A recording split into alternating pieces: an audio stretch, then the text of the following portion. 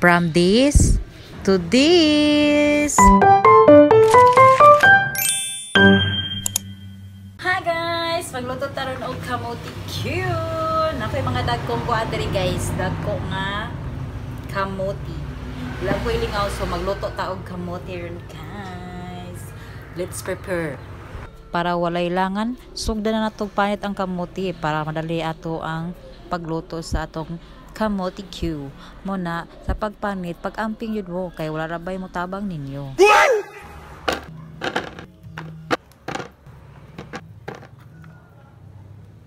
Guys, man makagpanit. Dara, gwapa kaya akong kamote guys, so violet na apoy white, pure white and violet. Tapuli siya guys, hindi siya violet. So, sisunod to ikuan step. Maghaling ta. Maghaling na taday. Maghaling na taday sa tong pinakamalakasang abuhan nato guys. Ayun na mo pag-mine sa ato ang background there guys, kay daghan yun ang mga lata no. So mag-mine lang ta sa to ang paghaling. Well, nagpaabot ko nga musiga ako ang gihaling. Ako sa pong gipang-slice ako ang gipanghiwa nga kamote ganina no. Sa pag-slice na guys, nipis-nipis ra jud para dali ra maluto ang ato ang kamote sa paglolo nato sa mantika unya. Mag-amping jud sa tong paghiwa kay basin maapil pud ato ang tudlo og hiwa no na maprito jud nag-apil. Basin natingala mo nga paspas na kay nakabutang si Thunder. Ay sus, di mabalaka ka and I power si Thunder Storm.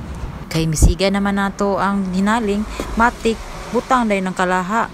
Dayon sunod ng idibol og painito na to ng idibol, din matik na pod ang butang ang mga kabote ganina. Mo na ang first batch, second batch, dayon third batch.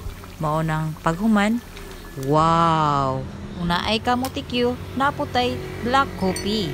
So mga onata, kung naglaway ka, paghimog imuha.